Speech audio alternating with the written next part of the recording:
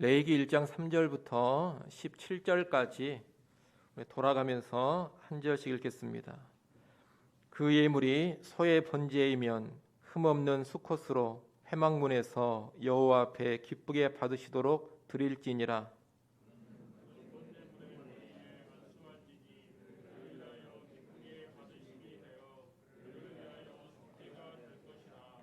그는 여호와 앞에서 그 수송아지를 잡을 것이요 아론의 자손 제사장들은 그 피를 가져다가 회막문 앞 제단 사방에 뿌릴 것이며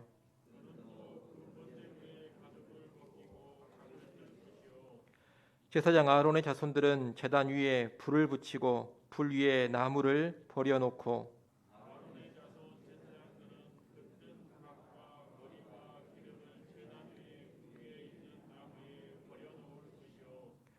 그 내장과 정강이를 물로 씻을 것이요 제사장은 그 전부를 제단 위에서 불살라 번제를 드릴지니 이는 화제라 여호와께 향기로운 냄새니라.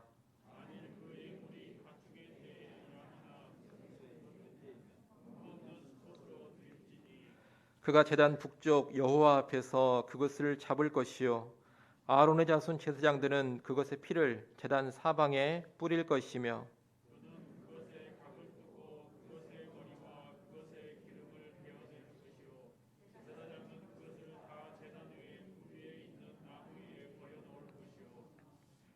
그 내장과 그 정강이를 물로 씻을 것이요 제사장은 그 전부를 가져다가 제단 위에서 불살라 번제를 드릴지니 이는 화제라 여호와께 향기로운 냄새니라.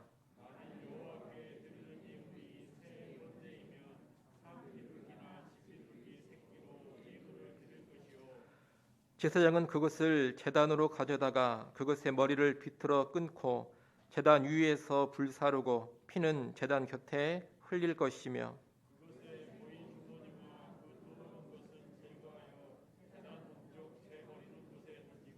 같이 봅니다. 또 그 날개 자리에서 그 몸을 찢되 아주 찢지 말고 제사장이 그것을 제단 위에 불 위에 있는 나무 위에서 불살라 번제를 드릴지니 이는 화제라 여호와께 향기로운 냄새니라. 아멘.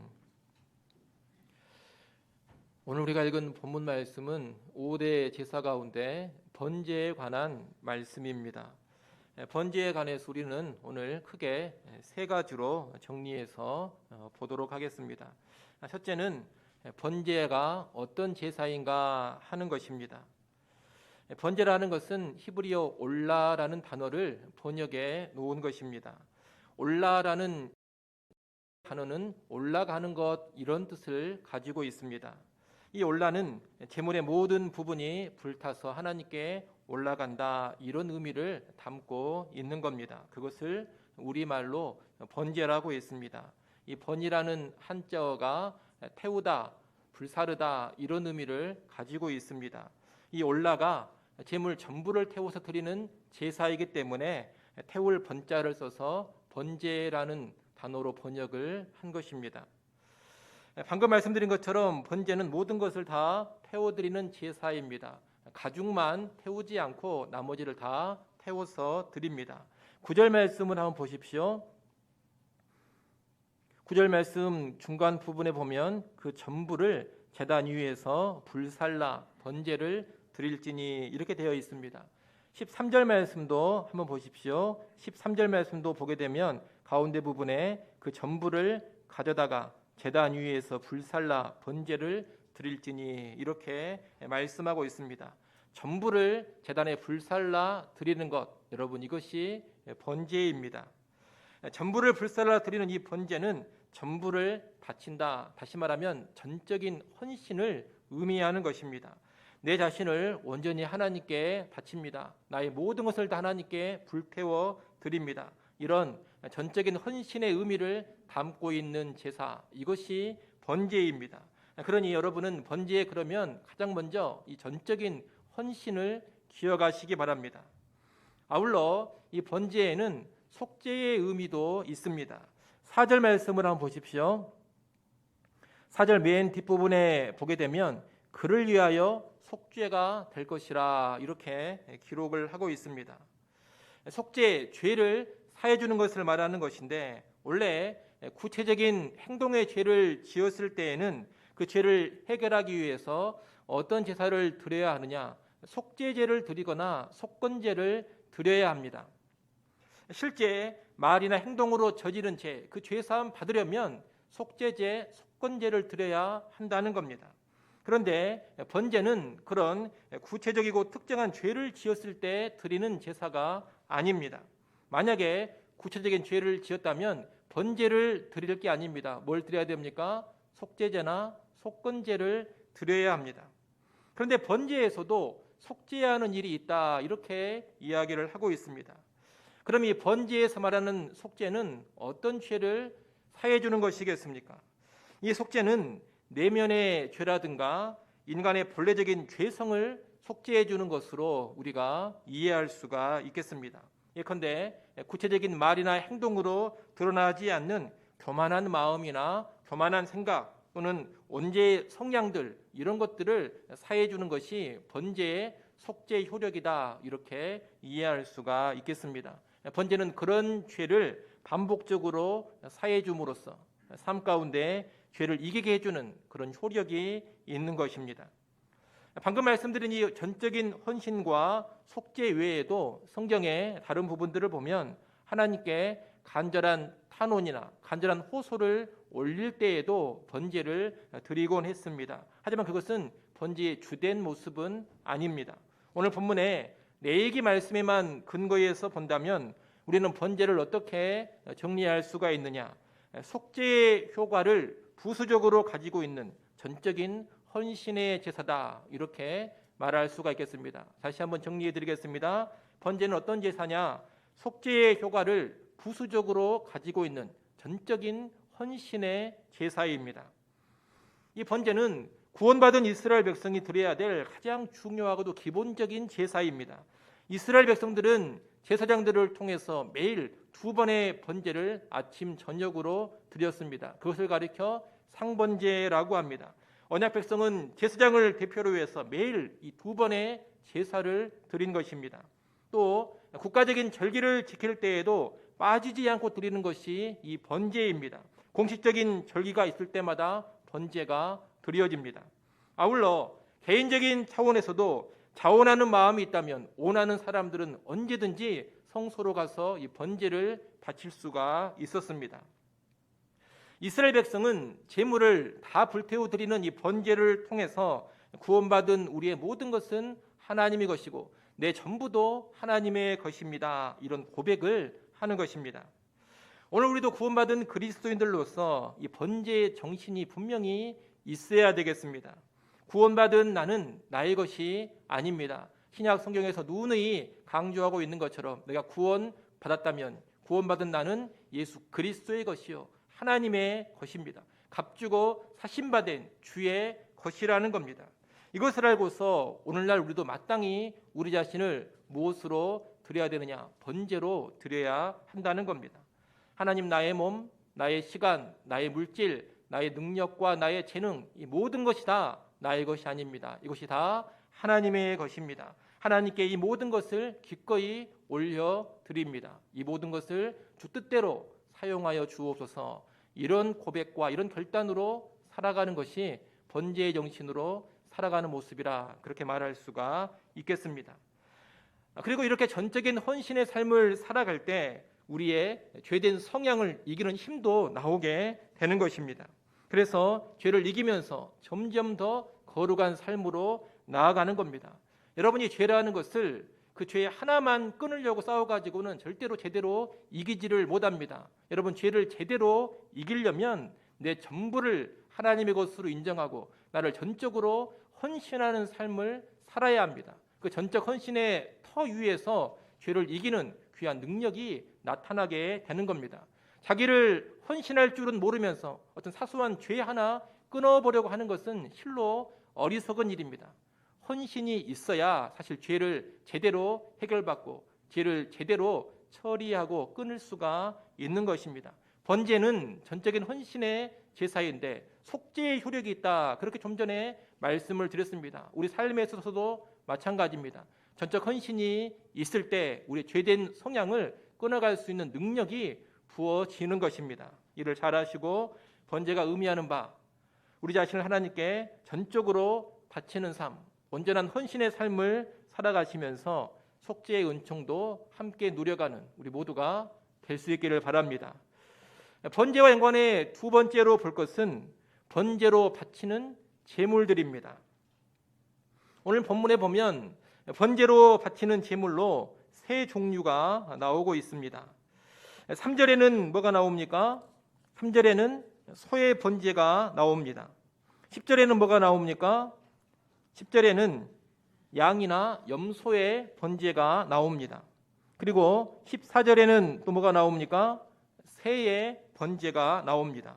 소, 양이나 염소, 새 이렇게 세 종류가 번제의 제물입니다. 제물의 가격을 따진다면 소가 가장 비쌉니다. 그 다음이 양 또는 염소입니다. 그리고 비둘기는 아주 값이 싼 제물입니다. 하나님께서 번제와 연관해서 이렇게 세 부류로 제물을 나누신 것은 백성들의 경제적인 형편을 고려해 주신 겁니다. 전적인 헌신을 의미하는 번제를 모든 백성이 누구든지 다 드릴 수 있도록, 가난한 사람도 얼마든지 드릴 수 있도록 이렇게 세 부류로 제물을 조정해 주셨다는 겁니다. 만약 이 번제의 제물을 소로만 규정해 놓으셨다면 소처럼 비싼 제물을 준비할 수 없는 가난한 사람들은 번제를 드릴 수가 없을 겁니다. 번제를 오직 부자들만 드릴 수가 있을 겁니다. 하지만 하나님은 비둘기도 번제의 제물로 드릴 수 있도록 해주셨습니다. 그래서 가난한 사람들도 자원하는 마음만 있다면 얼마든지 이 헌신의 제사, 번제를 드릴 수가 있는 겁니다. 이렇게 번제의 제물은 소, 양 또는 염소 그리고 비둘기로 각각 다른데 하나님은 그 모든 제물을 똑같이 향기롭게 받으신다고 합니다. 9절 말씀을 한번 보십시오. 9절 맨 뒷부분에 보시면 어떻게 되어 있습니까? 이는 화제라 여호와께 향기로운 냄새니라 이렇게 되어 있습니다. 소를 제물로 드리는 번제에 관한 말씀인데 소를 다 태워 드릴 때 하나님께 향기로운 냄새가 된다는 겁니다. 13절 말씀도 한번 보십시오. 13절 뒷부분을 또 보십시오. 어떻게 되어 있습니까? 이는 화제라 여호와께 향기로운 냄새니라 이렇게 되어 있습니다. 이 부분은 양이나 염소를 번제로 바치는 그 말씀인데 여기서도 똑같이 하나님께 향기로운 냄새다 그렇게 말하고 있습니다. 마지막으로 17절 또 맨 뒷부분을 또 보십시오. 거기 또 어떻게 되어 있습니까? 이는 화제라 여호와께 향기로운 냄새니라 이렇게 되어 있습니다. 이 17절은 비둘기를 번제로 드리는 것과 연관된 말씀입니다. 비둘기를 번제로 드릴 때에도 하나님은 향기로운 냄새로 받아 주신다는 겁니다. 여러분 비둘기 한 마리하고 이 소 한 마리는 엄청난 가격의 차이가 있습니다. 오늘날 빗대어 보자면 보통 생닭 한 마리를 생각해 보십시오. 생닭 한 마리가 여러분 마트에서 얼마씩이나 합니까? 보통 5, 6천 원, 비싸도 10,000원 넘지가 않을 겁니다. 그런데 소 한 마리를 생각해 보십시오. 소 한 마리를 산다면 돈이 얼마가 들겠습니까? 제가 알아보니까 보통 500만 원에서 600만 원 정도 가격이 나오는 것으로 봤습니다. 그럼 닭 한 마리하고 소 한 마리가 그렇게 엄청난 차이가 납니다. 비둘기와 소도 그 정도 차이가 나는 겁니다. 대략 500배에서 600배 정도의 차이가 난다는 겁니다. 그런데 하나님은 소를 제물로 드려도 비둘기를 제물로 드려도 어떻게 받으신다는 겁니까? 똑같이 향기롭게 받으신다는 겁니다. 하나님께 감사하면서 전적인 헌신의 마음으로만 드린다면 비둘기도 기쁘게 받으시고 소도 기쁘게 받으십니다. 힘들고 어려운 형편에서 드리는 작은 물질, 작은 헌신이라 하더라도 하나님은 풍성하게 드리는 것과 똑같이 기뻐 받아주신다 이 말입니다. 그런 여러분 경제적으로 힘들고 어려운 성도들이 있다면 그분들은 헌신과 연관해서 조금도 위축될 필요가 없습니다. 또 부끄러워할 필요도 없습니다. 내가 정말 가난해서 1,000원짜리 한 장을 헌금으로 드린다 하더라도 그것이 얼마나 귀한 것인지 모릅니다. 부끄러워할 필요가 없다라는 겁니다. 내가 가난해서 하나님 영광을 가린다, 그런 생각을 할 필요도 없습니다.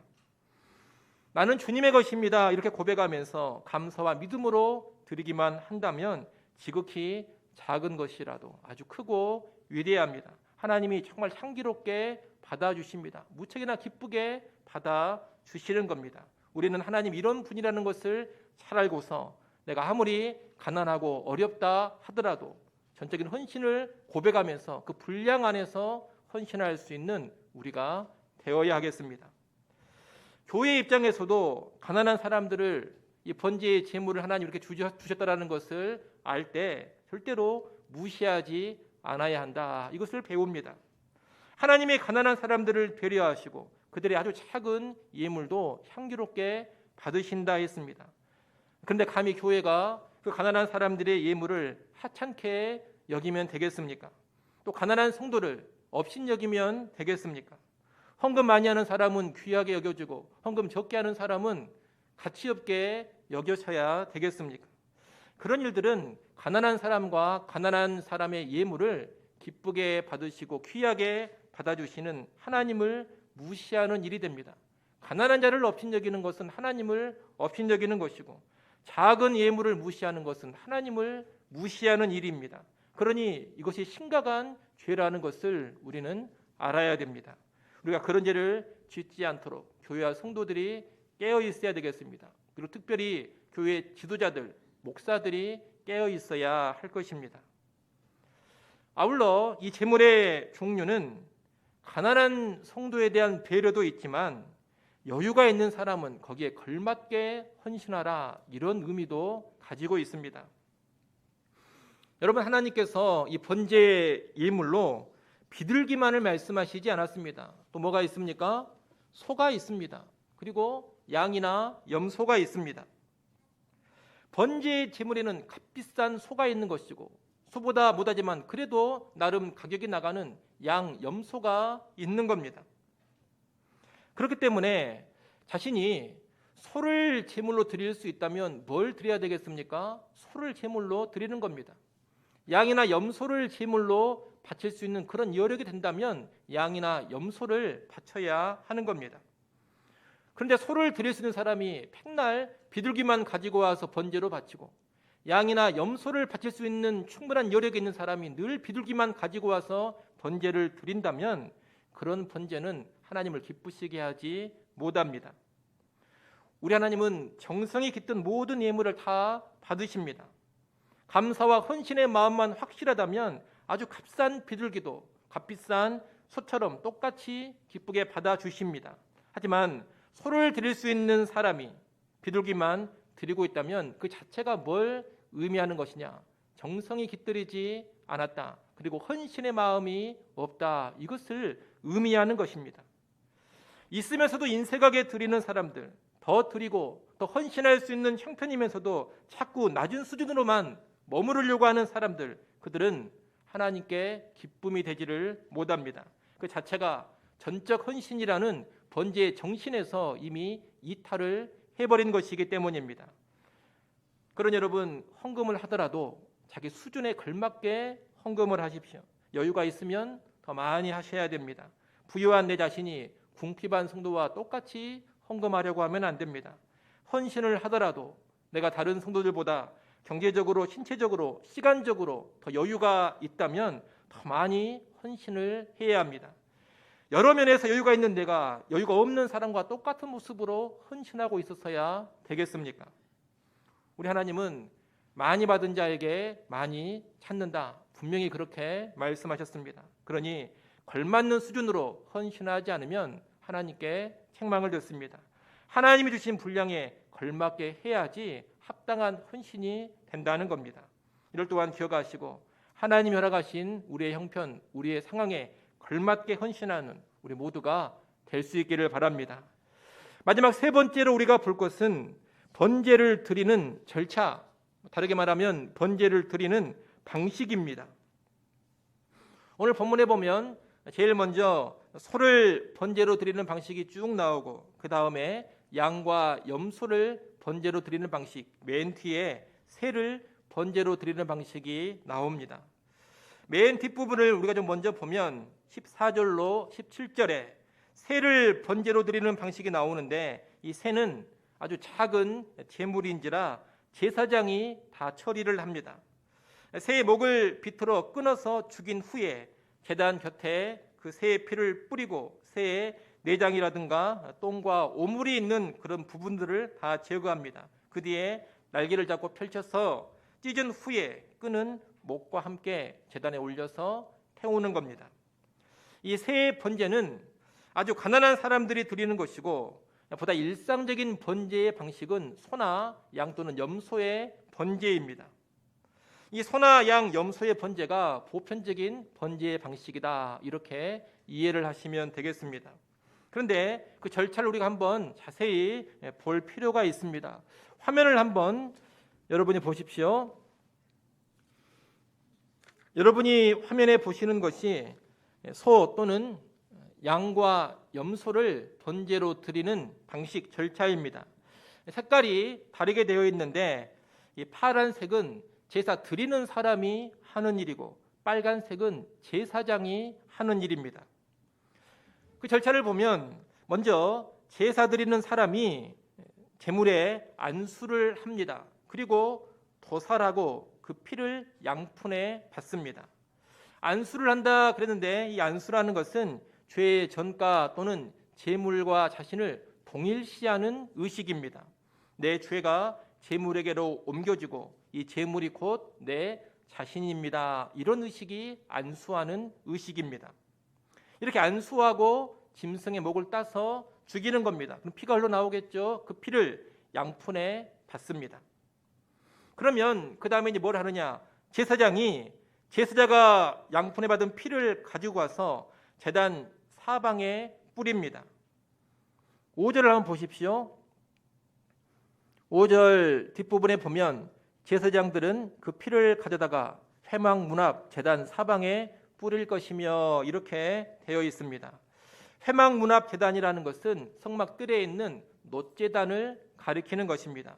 그 놋제단 사방에 피를 뿌리는데 그냥 땅바닥에 뿌리는 게 아닙니다. 제단 사방이라는 것은 제단 벽을 말하는 겁니다. 제단 사면의 벽에 그 피를 뿌리는 겁니다.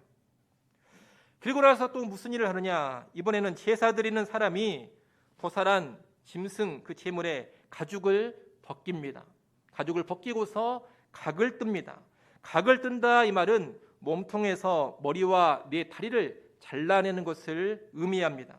그렇게 제물에 각을 뜨고 그 다음 몸통을 갈라서 몸통 안에 있는 내장을 다 빼냅니다. 제사자가 그렇게 하면 또 제사장이 하는 일이 나옵니다. 제사장은 제단에 머리와 각을 뜬 몸통을 올립니다. 일단 제단에 올리는 게 뭐냐? 머리하고 몸통입니다. 그러면 제사 드리는 사람은 또 뭘 하느냐? 내장과 정강이를 물로 씻습니다. 그리고 오늘 본문에 보면 정강이라는 말이 나오는데, 이 정강이는 각을 뜰 때 잘라낸 4개의 발이다라고 여러분이 이해를 하시면 되겠습니다. 몸통에서 꺼낸 내장 그리고 발 부위를 깨끗하게 물로 씻는 겁니다. 이렇게 물로 씻으면서 똥을 제거하고 또 발에 묻은 불순물들을 다 제거하는 겁니다. 이렇게 다 씻고 나면 제사장이 좀 전에 올려놨던 머리와 몸통 위에다가 깨끗하게 씻은 내장과 정강이, 다시 말하면 네 다리를 제단에 올립니다. 그리고서 그 전부를 불태워 올리는 겁니다. 여러분, 이것이 번제를 드리는 방식입니다. 여러분, 이 방식을 보면 제사 드리는 사람과 제사장이 번갈아 가면서 의식을 행하고 있습니다. 제사자가 어떤 일을 하면 그 다음에 제사장이 이어서 일을 하고, 또 제사자가 어떤 일을 하면 이어서 제사장이 일을 하는 그런 방식으로 되어져 있다는 겁니다. 그런데 각자 하는 일을 보게 되면 제단에 피를 뿌리는 일, 제단에 제물을 올리고 태우는 일, 여러분 이것은 그렇게 힘든 일들이 아닙니다. 힘든 일은 아니지만 제단과 연관되어 있는 일들인데, 이 제단과 연관된 일은 다 누가 하느냐? 제사장이 합니다. 이 제단과 연관된 일들은 거룩한 제단과 또 중요한 피에 관한 일이기 때문에 사소한 실수도 없어야 합니다. 그래서 훈련받은 구별된 제사장이 제단과 연관된 번제의 일은 다 행하는 겁니다. 그에 비해서 도살하고 피를 받고 또 짐승의 가죽을 벗기고 각을 뜨고 내장을 다 꺼내고 또 내장과 정강이를 물로 깨끗하게 씻는 일은 누가 하느냐? 제사 드리는 그 사람이 하게 됩니다. 이 일들은 다 힘든 일이고 수고로운 일들입니다. 그런데 이 힘들고 수고로운 일들은 제사장이 하는 게 아니라는 겁니다. 누가 합니까? 번제를 드리려고 제물을 가지고 온 그 사람이 하는 겁니다. 이 번제의 절차를 쭉 보게 되면 제사자가 하는 일이 대략 60%에서 70% 정도가 됩니다. 제사장이 하는 일이 30-40%가 됩니다. 우리가 이런 제사의 방식을 보면 제사 드리는 그 사람이 이 제사에 대단히 적극적으로 참여하고 있다는 것을 알 수가 있습니다. 여러분, 이렇게 제사 드리는 그 사람이 제사에 적극적으로 참여하는 것, 적극적으로 동참하는 것, 이것이 하나님이 가르쳐 주신 제사의 원리입니다. 여러분, 이 모습이, 이 번제의 방식이 오늘 우리에게 시사하는 바가 아주 큽니다. 왜 그러냐? 오늘날 예배는 성도들이 예배에 참여하는 빈도가 대단히 빈약하기 때문입니다. 오늘날 예배는 예배하는 성도들이 너무나도 수동적입니다. 다 준비되어 있는 토대 위에서 가볍게 참석만 하고 돌아갑니다. 목사라든가 예배 순서를 담당한 몇 사람 또는 찬양대 정도, 이 정도 사람들만 수고를 합니다. 그 외 나머지 대다수의 성도들은 어떻게 합니까? 그냥 관람 비슷하게 예배에 참석했다 돌아갑니다. 심지어 어떤 성도들은 그날 예배에 대해 평가하기까지 합니다. 예배 준비와 진행은 목사나 교역자 특별한 몇 사람이 하는 것이고, 자기는 무슨 공연에 관객이라도 된 것처럼 그 자리에 앉아서 예배를 쭉 지켜보면서 평가를 한다는 겁니다. 이 예배가 얼마나 내게 감동을 주고 얼마나 나를 감화시키는가, 얼마나 내게 은혜를 끼치는가 한번 보자. 설교를 얼마나 잘하는가 보자. 찬양을 얼마나 제대로 하는가 보자. 이런 것으로 예배를 평가하려고 한다는 겁니다. 구약의 제사법에 비추어보면 이런 태도는 대단히 잘못된 태도요, 예배가 뭔지를 모르는 모습입니다.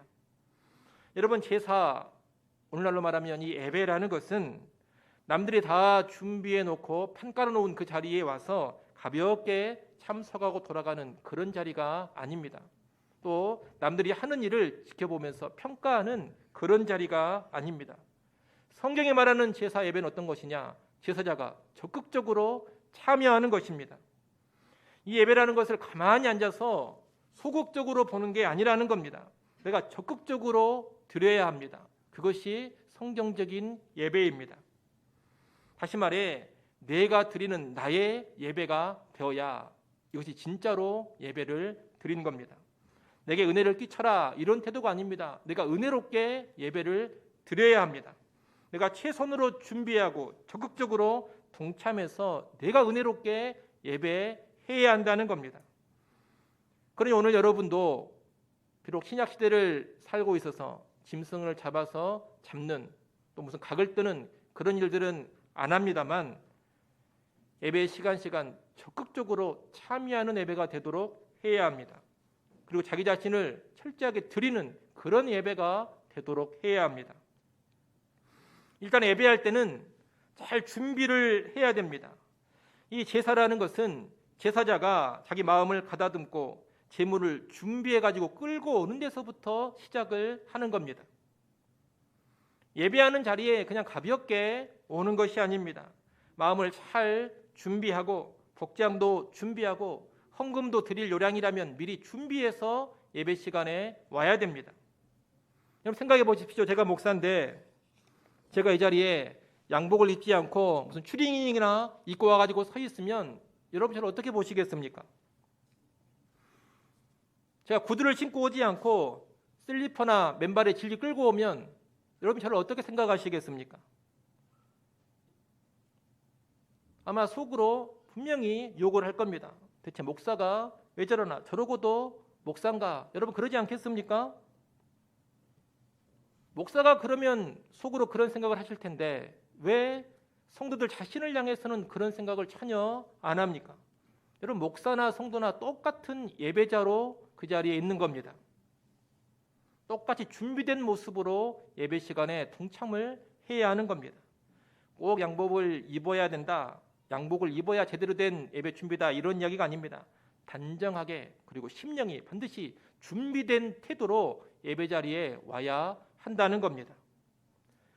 그리고 예배에 참석해서는 예배의 순서 하나하나에 최선을 다해서 동참해야 됩니다. 내가 소를 도살하고 피를 받아내고 그 소의 가죽을 힘써 벗기고 소의 머리와 네 다리를 다 잘라내고 소의 배를 갈라서 내장을 다 꺼내고 그 내장과 소의 네 다리를 물로 깨끗이 씻어내고, 그런 일을 하듯이 예배 순서 하나하나에 힘과 정성을 다하여서 드려져야 한다는 겁니다. 찬송을 불러도 간절한 마음으로 힘있게 찬송을 불러야 됩니다. 기도를 해도 집중해서 간절한 믿음을 가지고 기도를 드려야 합니다. 설교를 들어도 최선을 다해서 집중하여 설교를 듣고자 해야 합니다. 여러분, 생각해 보십시오. 또 목사 이야기를 하게 되는데, 목사가 예배 시간이 7시 반인데 7시 40분이 되도록 교회당에 들어오지를 않고 있습니다. 그 목사를 어떻게 생각하십니까? 목사가 예배 시간에 앞에 딱 있는데 계속 왔다 갔다 하고 있습니다. 이 앞에서 계속 두리번거리고 있습니다. 앞에 있는 장로님하고 잡담을 하고 있습니다. 여러분, 이것이 가히 상상이 되는 일입니까? 제가 그러고 있으면 목사가 왜 저러나 당연히 그런 생각하시지 않겠습니까? 제가 그러면 아마 우리 성도들 반수 이상이 교회를 옮겨버릴지도 모르겠습니다. 야, 저런 목사가 있는 교회는 내가 못 다니겠다.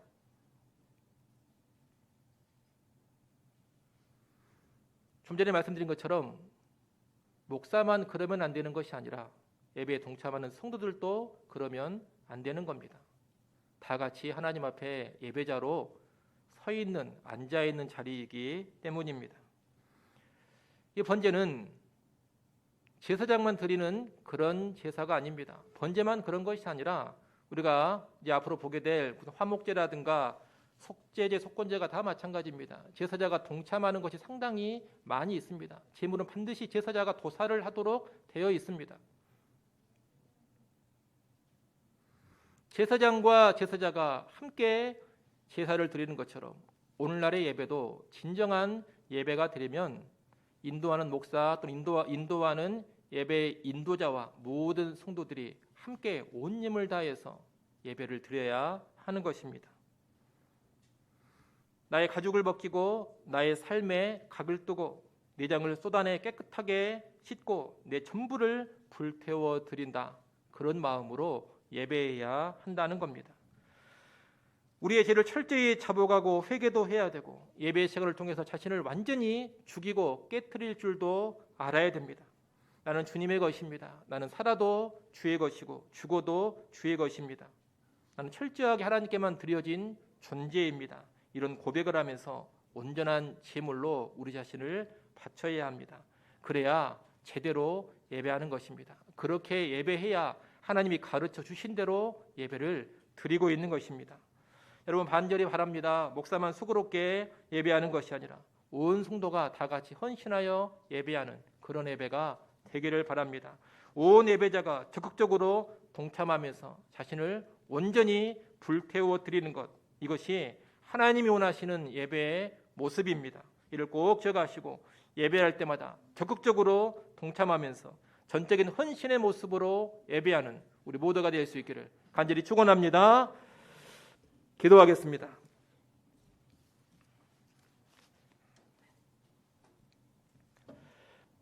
하나님 아버지, 번제에 관한 말씀을 간략하게 살펴봤습니다. 번제가 의미하는 바 하나님께 전적인 헌신의 삶을 우리가 살아가게 하여 주시옵소서. 번제의 여러 제물들을 통하여 가르쳐 주시는 하나님의 뜻을 또한 잘 알기를 원합니다. 가난한 사람들 무시하지 않게 하시고 가난한 자들의 예물을 귀히 여기게 하여 주옵소서. 또한 우리 자신이 인색하거나 나태하지 아니하고 하나님 허락하신 분량 안에서 최선의 헌신을 감당케 하여 주옵소서. 무엇보다 적극적인 헌신의 예배자가 될 수 있기를 간절히 바라고 원합니다. 예배 방관자, 예배 구경꾼, 그저 참석만 하고 돌아가는 그런 예배자 되지 않게 하시고 오직 나를 드리고 나를 불태워 올려드리는 참된 번제의 예배가 늘 우리에게 있게 하여 주시옵소서. 예수님의 이름으로 기도드리옵나이다.